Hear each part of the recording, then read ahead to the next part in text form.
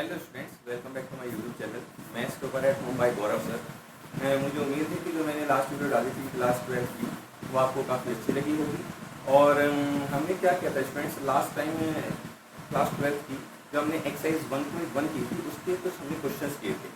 आज हम उसी वीडियो के जो क्वेश्चंस है उसको थोड़ा और आगे बढ़ाने वाले हैं स्टूडेंट्स। लास्ट टाइम हमने क्या किया था स्टूडेंट्स, हमने क्लास 12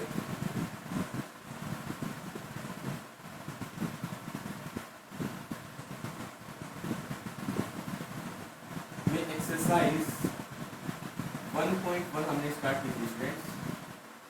और इसके क्वेश्चन नंबर फर्स्ट के फर्स्ट पार्ट से लेके इस फोर्थ पार्ट तक हम कर चुके थे। और अब हमें क्या करना है स्टूडेंट, हमें इसके फिफ्थ पार्ट को करना है। तो यहाँ तक हो चुका है, अब हमें फिफ्थ पार्ट की बात करनी है स्टूडेंट्स। जो हमारे ये क्वेश्चन नंबर फर्स्ट पे जो फिफ्थ पार्ट है इसके भी कुछ पार्ट्स हमें दिए गए हैं स्टूडेंट्स। और हमें जो ये फिफ्थ पार्ट है इसका जो फर्स्ट पार्ट है वो क्या कह रहा है स्टूडेंट्स, उसने हमें दिया हुआ है। इसमें एक आरेख रिलेशन है जो किस प्रकार से दी गई है। आरेख रिलेशन है x and y such that x and y work at the same place, work at the same place. अभी क्या दिया गया है स्टूडेंट्स कि जो हमारे एक्स और वाई है वो क्या करते हैं, एक ही जगह काम करते हैं। अब देखिए स्टूडेंट्स, हमें फिर से वही क्या चेक करना है, रिफ्लेक्सिव, सिमेट्रिक, ट्रांजिटिव। तो एक बार चेक करते हैं स्टूडेंट्स। फर्स्ट फर्स्ट हमारा आता है स्टूडेंट्स रिफ्लेक्सिव। यदि हम बात करें स्टूडेंट्स तो हमें क्या करना होता है, जब भी हम किसी रिलेशन की रिफ्लेक्सिव की बात करते हैं तो सबसे पहले स्टूडेंट्स हमें उसके रिगार्डिंग क्या करना होता है, हमें सबसे पहले y के प्लेस पे x रखने की जरूरत होती है। तो स्टूडेंट्स एक बार चेक करते हैं। अब यदि मैं यहाँ y के प्लेस पे x रखता हूँ क्या बन जाएगा, ये x and x work at the same place. अब एक बार बताइए स्टूडेंट्स, ये तो बिल्कुल सही बात है। x और x जो है वो तो एक ही जगह काम करेंगे, क्यों? क्योंकि वो भाई एक जो व्यक्ति है वो किसी टाइम पे एक ही जगह काम कर सकता है, अलग अलग जगह तो नहीं हो सकता।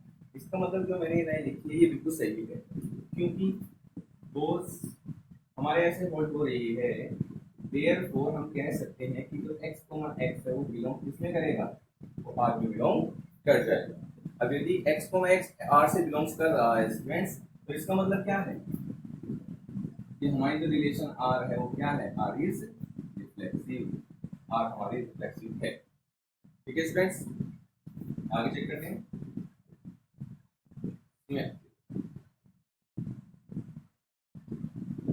यदि हम सिमेट्रिक की बात करें स्टूडेंट्स, सिमेट्रिक में मैंने आपको बोला हुआ है स्टूडेंट्स, हमें क्या करना होता है, सबसे पहले हमें रिलेशन में एक क्या करना होता है, एलिमेंट लेके चलना पड़ता है स्टूडेंट्स। कहने का मतलब ये है x, y बिलोंग्स टू, हमने ये दिया स्टूडेंट्स कि हमारा जो x, y है वो r में बिलोंग करता है। अब यदि हमारा x, y r में बिलोंग कर रहा है स्टूडेंट्स, इसका मतलब क्या है, x and y work at the same place.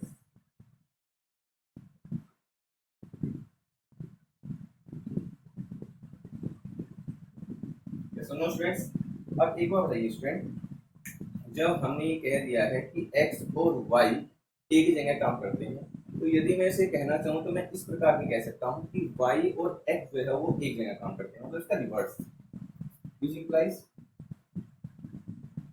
y and x work at the same place। अब एक बार बताइए स्टूडेंट्स, यदि ये होल्ड हो रहा है कि y and x work at the same place, it means y, x belongs to r। इसका मतलब क्या है कि y, x किसमें बिलोंग कर रहा है, r में बिलोंग कर रहा है। तो इसका मतलब है कि r हमारा क्या हो गया, r इज सिमेट्रिक, r हमारा सिमेट्रिक भी हो गया स्टूडेंट्स। आगे बढ़े स्टूडेंट्स, थर्ड जो हमें दिखाना होता है क्या है, ट्रांजिटिव। अब यदि स्टूडेंट हम इसकी बात करें, ट्रांजिटिव क्या होता है? ट्रांजिटिव का मतलब है स्टूडेंट्स कि अब हमें रिलेशन में दो एलिमेंट लेके चलने की जरूरत है। लेकिन स्टूडेंट्स मैं आपको कई बार बता चुका हूँ कि ट्रांजिटिव में जब भी हम दो एलिमेंट देते हैं उसके साथ एक स्पेशल कंडीशन लगी होती है। वो क्या होती है स्टूडेंट्स कि हमने जो फर्स्ट एलिमेंट लिया है वो जहाँ एंड होगा, सेकंड एलिमेंट सेम नंबर से ही स्टार्ट होना चाहिए। कहने का मतलब ये है स्टूडेंट्स, यदि हमने क्या किया, let x, y belongs to r हमने दिया। अब यदि हमने x, y r से बिलोंग करा है स्टूडेंट, तो ये एलिमेंट जो है y पे एंड हो रहा है, तो दूसरा एलिमेंट हम जो लेंगे वो y से ही लेंगे। तो हमने क्या मान लिया, दूसरा element y, z belongs to r। ठीक है स्टूडेंट्स। अब क्या करते हैं स्टूडेंट्स, क्योंकि हमारा x, y बिलोंग कर रहा है r में, इसका मतलब क्या है students, x and y work at the same place.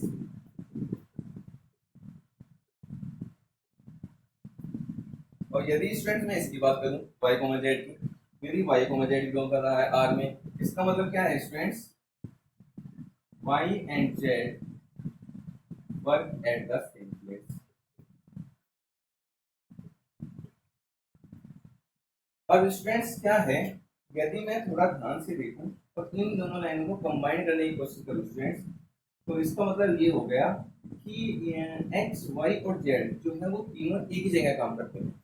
और जब तीनों एक ही जगह काम करते हैं इसका मतलब क्या होगा स्टूडेंट्स, हम ये कह सकते हैं कि x and y, sorry x and z work at the same place.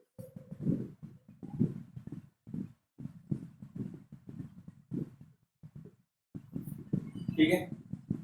अब जब x and z work at the same place, इसका मतलब क्या है students, x, z belongs to r।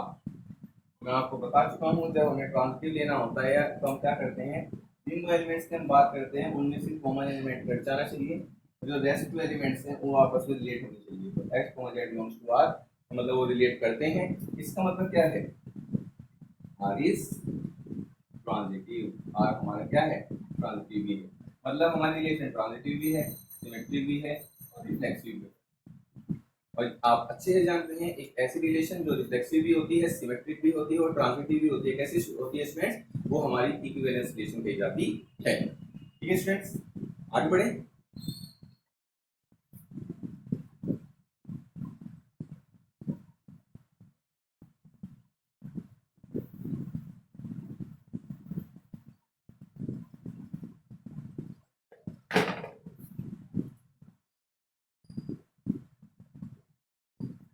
इसके बी पार्ट पे देखते हैं स्टूडेंट्स, बी पार्ट क्या कहना है आपका।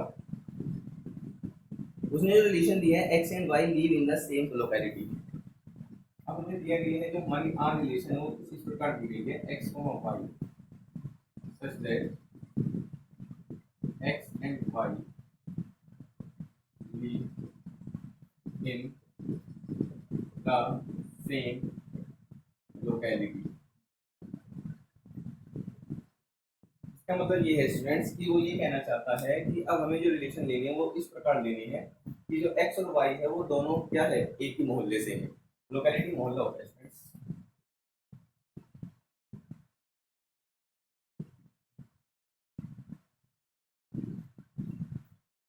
ठीक है।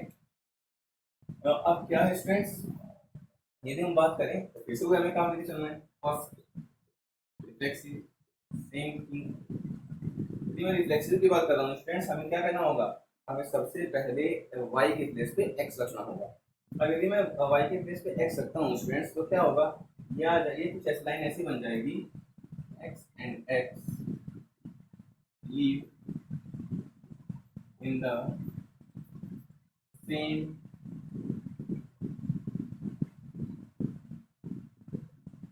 locality। ये बात तो बिल्कुल सही है। अब एक व्यक्ति एक ही जगह रहेगा ना, उसकी लोकेलिटी तो चेंज हो ही नहीं सकती, तो इसका मतलब ये है, ये बात सही है। तो which implies x, x belongs to r।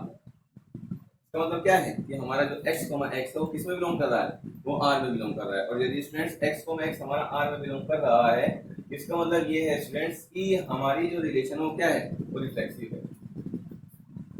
Are is reflexive. ठीक है स्टूडेंट्स, अब यदि मैं आगे बढ़ता हूँ students, second thing symmetry.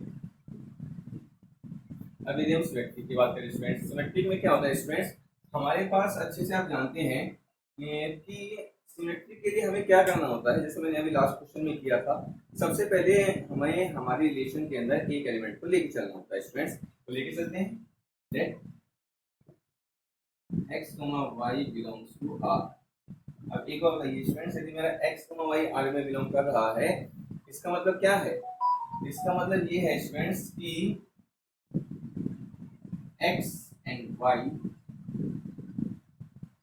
live in the same locality। ठीक है, चलिए अब एक और बताइए स्टूडेंट, यदि मैं ये कह रहा हूँ कि x और y दोनों सेम ही मोहल्ले से हैं, तो इसका मतलब ये भी तो है ना कि y और x सेम मोहल्ले से हैं।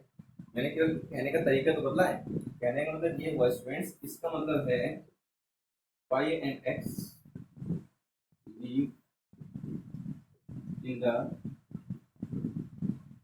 same locality। इसका मतलब ये है स्टूडेंट्स कि जो हमारा y और x है, ये क्या है, एक ही लोकेलिटी से है। अब लेकिन ये लाइन, इस लाइन का क्या मतलब है, इसका मतलब है y, x क्या है, बिलोंग कर रहा है r से। अब यदि y, x बिलोंग कर रहा है r से स्टूडेंट्स, इसका मतलब क्या हो गया स्टूडेंट्स, मेरी जो रिलेशन हो क्या हो गई, symmetric. This implies r is symmetric.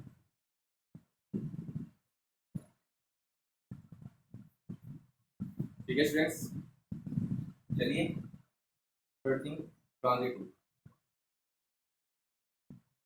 Transitive पे आते हैं स्टूडेंट्स। यदि मैं इस ट्रांजिटिव की बात करूं तो हमारे पास क्या है स्टूडेंट्स, ट्रांजिटिव में आपको मालूम है कि आपको क्या करना होता है, एक एलिमेंट ना लेके आपको दो एलिमेंट लेने की जरूरत पड़ती है, और वो भी हमारे रिलेशन से, और लेने भी एक स्पेशल टाइप के होते हैं। किस टाइप के स्टूडेंट्स, कि हमारा फर्स्ट एलिमेंट जहाँ एंड हो, सेकंड एलिमेंट उसी से स्टार्ट हो। कहने का मतलब ये है स्टूडेंट्स, यदि मैंने मान लिया कोई एलिमेंट लिया let x, y belongs to r, तो हमारा जो सेकंड एलिमेंट होगा y से स्टार्ट होगा, so that it is y को z। इसे मैंने कह दिया कि y को z किसमें बिलोंग कर रहा है, r में बिलोंग कर रहा है। ठीक है स्टूडेंट्स, अब देखिए स्टूडेंट्स, इसका मतलब क्या है, यदि x, y belongs to r है, इसका मतलब है x and y live in the same locality। हमारे जो x और y है वो दोनों ही क्या है, सेम लोकेलिटी से बिलोंग करते हैं। लेकिन यदि स्टूडेंट्स मैं बात करूं y को z बिलोंग्स टू r, तो इसका मतलब क्या है कि y and z live in the same locality। इसका मतलब जो है कि हमारे जो y और z है वो सेम लोकेलिटी में बिलोंग करते हैं। अब स्टूडेंट्स यदि मैं इन दोनों बातों की सेम है कंबाइन करने की कोशिश करूं स्टूडेंट्स, तो क्या आपको दिखाई देगा, ये दोनों लाइनें कंबाइन होकर क्या देती हैं स्टूडेंट्स, कि जो x, y और z है ये तीनों ही सेम लोकेलिटी के हैं। कहने का मतलब ये हुआ स्टूडेंट, ये तीनों ही एक मोहल्ले से हैं। अब जब ये तीनों ही एक मोहल्ले से हैं स्टूडेंट्स, तो मैं ये भी कह सकता हूँ कि x और z जो है वो एक ही मोहल्ले से है। इसका मतलब है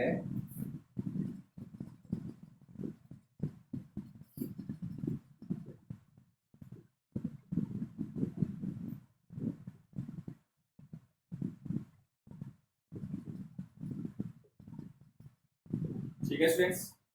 अब एक और बताइए स्टूडेंट्स, यदि मैं ये कह रहा हूँ कि x and z live in the same locality, इसका मतलब क्या हो गया, इसका मतलब हो गया students x, z belongs to r। यदि x, z मेरा r में बिलोंग कर रहा है स्टूडेंट, इसका मतलब क्या है, r इज ट्रांजिटिव। इसका मतलब है मेरा r क्या है, वो ट्रांजिटिव है। और यदि r ट्रांजिटिव है, इसका मतलब क्या हो गया स्टूडेंट्स, फिर से वही, हमारी रिलेशन रिफ्लेक्सिव भी हो गई, हमारी रिलेशन सिमेट्रिक भी हो गई, हमारी रिलेशन ट्रांजिटिव भी हो गई। इसका मतलब क्या कह सकते हैं स्टूडेंट्स कि हमारी जो ये दी गई रिलेशन है ये रिफ्लेक्सिव भी है, सिमेट्रिक भी है और ट्रांजिटिव भी है। अब क्योंकि तीनों है इसका मतलब मैं ये भी कह सकता हूँ कि हमारी ये दी गई रिलेशन क्या है, एक इक्विवेलेंस रिलेशन भी होगी। आई थिंक आपको ये पार्ट भी समझ में आ गया होगा। चलिए आगे बढ़ते हैं।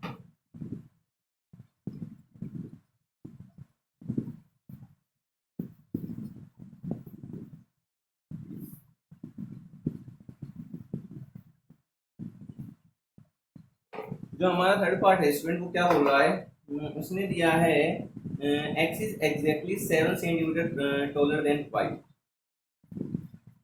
सी पार्ट,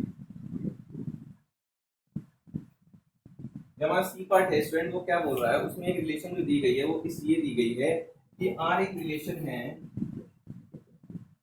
इस प्रकार की x y such that x is exactly 7 centimetre taller than y. जो हमारा x है वो क्या है, वो एग्जैक्टली 7 सेंटीमीटर डॉलर है किससे, y से। अब एक बात देखिए स्टूडेंट्स, जो हमें दिया गया है इसने ये कहा है कि हमारी जो ये है ये एग्जैक्टली कितनी सेंटीमीटर है, ये एग्जैक्टली 7 सेंटीमीटर क्या है डॉलर देन है किससे, y से। अब स्टूडेंट्स क्या है, हमें जब ये दिया गया है तो इसे थोड़ा और आगे बढ़ाते हैं।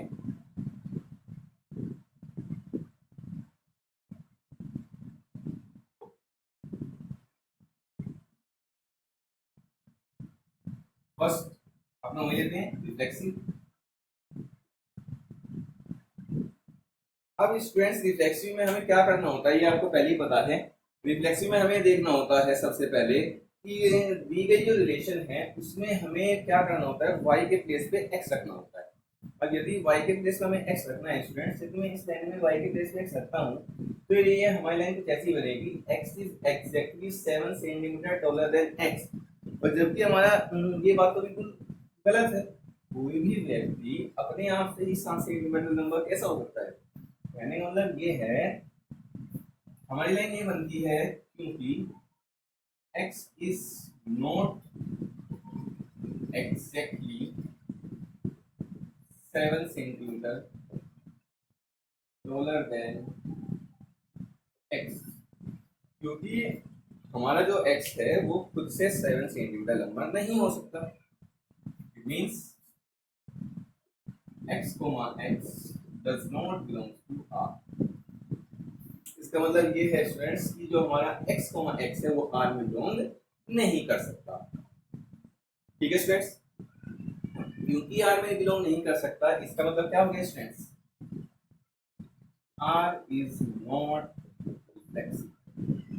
हमारा जो R है वो रिफ्लेक्सिव नहीं होगा स्टूडेंट्स। चलिए आगे बढ़ते हैं स्टूडेंट्स। सेकंड सिमेट्री, यदि हम सिमेट्री की बात करते हैं स्टूडेंट्स, सिमेट्रिक में क्या होता है, आपको ये मालूम है कि हमें सिमेट्रिक में क्या करना होता है, एक एलिमेंट उसमें लेके चलना होता है स्टूडेंट्स। तो लेके चलते हैं, let x, y belongs to R। अब यदि मैं x, y belongs to R ले रहा हूँ फ्रेंड्स, इसका मतलब क्या है, इसका मतलब ये है कि x and y, x is exactly 7 centimetre taller than y। इसका मतलब ये है। अब यदि इसका मतलब ये है स्टूडेंट्स, और मैंने आपको बोला हुआ है स्टूडेंट्स कि आपको क्या करना होता है जब भी आप सिमेट्री शो करना चाहते हैं तो आप सबसे पहले एलिमेंट लें, उससे जो हमें रिजल्ट मिलते हैं वो लो, उसके बाद y के प्लेस पे x और x के प्लेस पे y रिप्लेस करके देखिए कि क्या वही बात होल्ड होती है या फिर नहीं होती। यदि मैं इसमें x के प्लेस पे y और y के प्लेस पे x लिखता हूँ स्टूडेंट्स तो हमारी लाइन बन जाएगी y is exactly 7 centimetre taller then x। Students जब हम पहले ही ये बोल चुके हैं कि जो x है वो y से 7 सेंटीमीटर लंबा है, तो ऐसा तो हो ही नहीं सकता कि y हमारा जो है वो x से 7 सेंटीमीटर लंबा हो जाए। तो which implies y is not exactly 7 centimetre taller then, इसमें मैं ये बता दिया कि जो y है वो हमारा क्या है, वो x से 7 सेंटीमीटर लंबा नहीं हो सकता। चलिए स्टूडेंट्स, और इसका मतलब क्या है, y, x does not belong to r।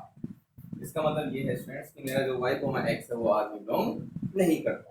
अब यदि वो r में बिलोंग नहीं करता स्टूडेंट्स, इसका मतलब क्या हुआ, इसका मतलब ये हो गया कि हमारी relation guys r is not symmetric, हमारा r जो है वो सिमेट्रिक भी नहीं है। अब स्टूडेंट्स यदि हम इसकी और आगे बात करें, ये तो हमें बात देख दी है,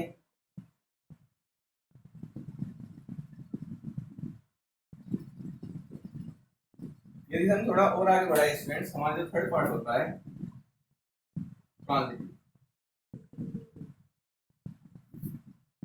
यदि हम थर्ड पार्ट की बात करें तो हमारा थर्ड पार्ट क्या बोलता है स्टूडेंट्स, हम उसमें ट्रांजिटिव हमसे ये कहता है कि हमें कोई भी चीज दिखाने के लिए सबसे पहले दो एलिमेंट उसमें लेके चलने होंगे, और दो एलिमेंट चलने लेंगे तो हम उसमें एक स्पेशल कंडीशन ये होनी चाहिए कि जो हमारा फर्स्ट एलिमेंट है उसका जो एंडिंग पॉइंट है वो सेकंड एलिमेंट के लिए स्टार्टिंग पॉइंट होना चाहिए। कहने का मतलब ये है, यदि मैं मानता हूँ late x, y belongs to R, then y, z we have to take up।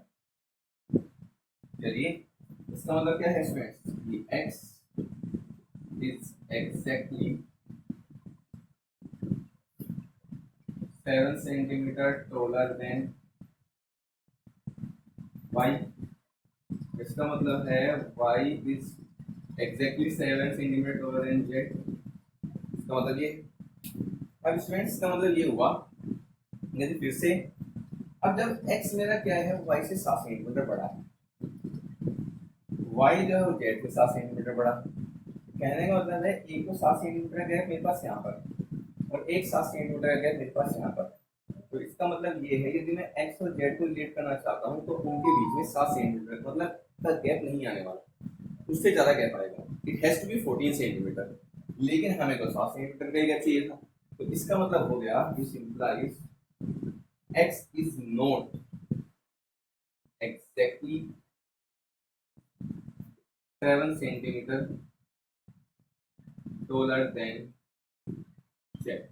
इसका मतलब ये हो गया कि जो हमारा x है वो एग्जैक्टली क्या है, 7 सेंटीमीटर टॉलर नहीं है, किससे, z से। अब स्टूडेंट्स यदि हम इसकी बात, इसका मतलब क्या हुआ, इसका मतलब हो गया x, z does not belongs to r, यदि r में बिलोंग नहीं कर रहा है इसका मतलब r is not ट्रांजिटिव, इसका मतलब है कि r ट्रांजिटिव भी नहीं होगा। ठीक है स्टूडेंट्स, आगे बढ़े, अगले पार्ट की बात करते हैं। अगला पार्ट जो हमारा कह रहा है स्टूडेंट्स,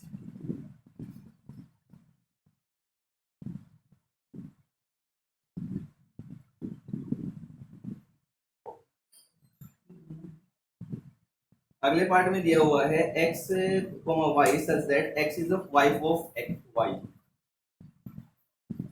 इसका फोर्थ पार्ट है स्टूडेंट, इसकी बात हम करते हैं।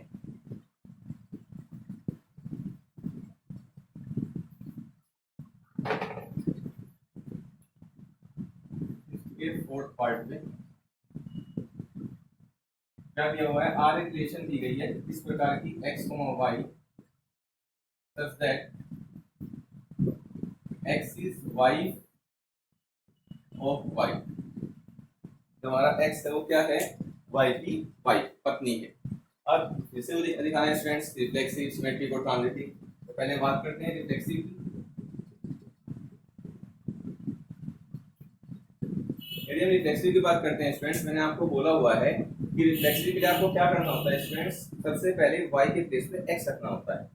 अब यदि मैं y के प्लेस पे x रखता हूँ तो लाइन क्या बन जाएगी students, x is wife of x, ये कैसे संभव है स्टूडेंट, x जो है वो x की पत्नी कैसे हो सकता है, ये संभव नहीं है, ये गलत है। कहने का मतलब ये है because x is not a wife of x, क्योंकि जो x है वो x की पत्नी नहीं है या नहीं हो सकती, therefore x, x does not belongs to R।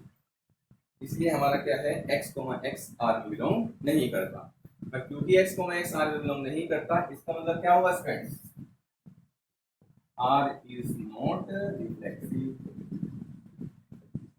R हमारा क्या है, रिफ्लेक्सिव नहीं है। ठीक है फ्रेंड्स, आगे चलते हैं। सिमेट्रिक,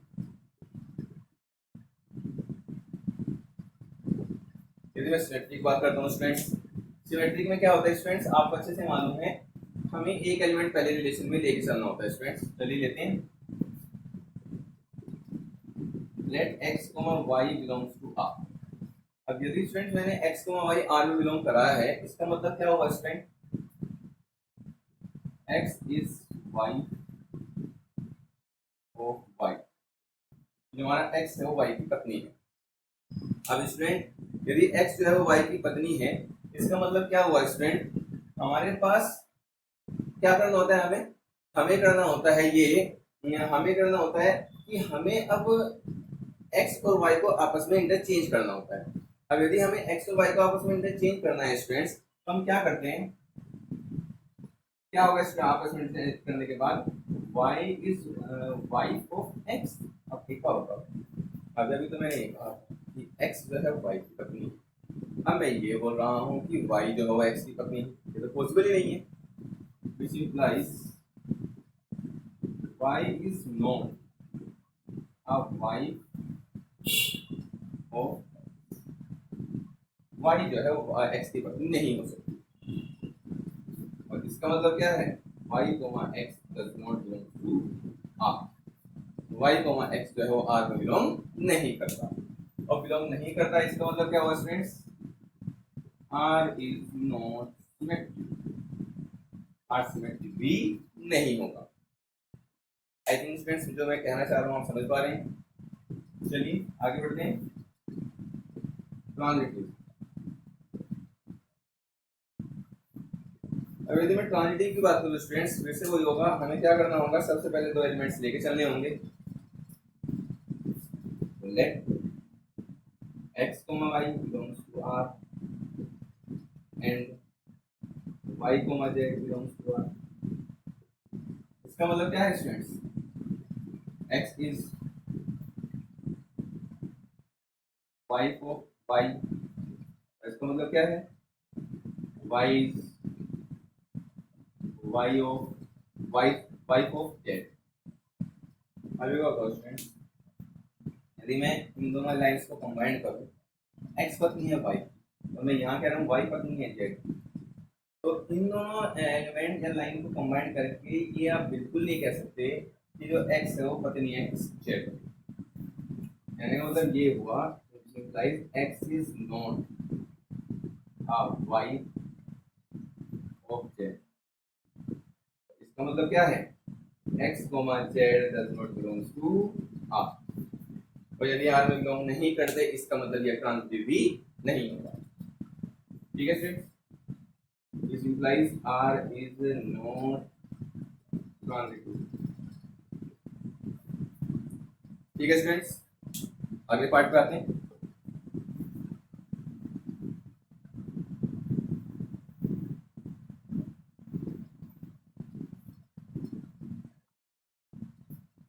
इसमें जो लास्ट पार्ट है स्टूडेंट्स, वो कहता है x, y such that x is the father of y।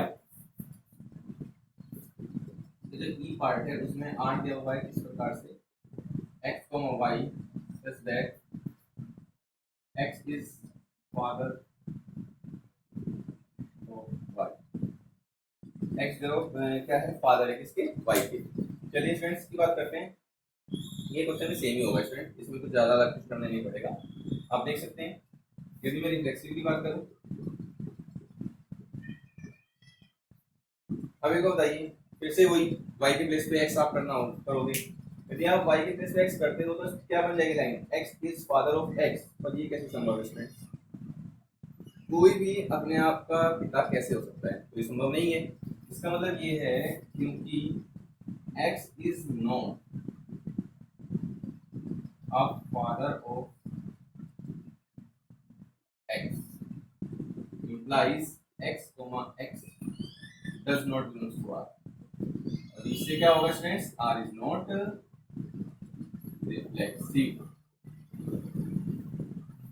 ठीक है स्टूडेंट्स, ये चीज हो गई। सेकेंड चीज सिमेट्री। यदि हम सिमेट्री की बात करते हैं स्टूडेंट्स, सिमेट्री में क्या होता है, आपको एक एलिमेंट लेके चलना पड़ता है। तो लेते हैं let x, y belongs to r। अब यदि हम x, y belongs to r कर रहे हैं स्टूडेंट्स, इसका मतलब क्या है कि हमारे पास x, y यदि बिलोंग्स टू r करा रहे हैं, इसका मतलब ये हो गया students x is father of y। x जो है y का पिता है। अब हमें क्या करना होगा स्टूडेंट्स, सिमेट्री में हमें क्या करना चाहिए, x के प्लेस पे y और y के प्लेस पे x। यदि मैं y के प्लेस पे x और x के प्लेस पे y करता हूँ स्टूडेंट्स, तो लाइन जैसे बन जाएगी y is father of x। अब अभी तो मैं ये कह रहा था स्टूडेंट्स कि x जो है वो y का पिता है, लेकिन अब ये कैसे संभव है कि y जो है वो x का पिता हो जाए। तो this implies y is not a father of x। इसका मतलब ये है जो y है वो x का पिता नहीं है। अब स्टूडेंट्स इसका मतलब क्या है, y, x does not belong to R। और इसका मतलब R is not symmetric, asymmetric भी नहीं है। चलिए स्टूडेंट्स लास्ट चीज ट्रांजिटिव।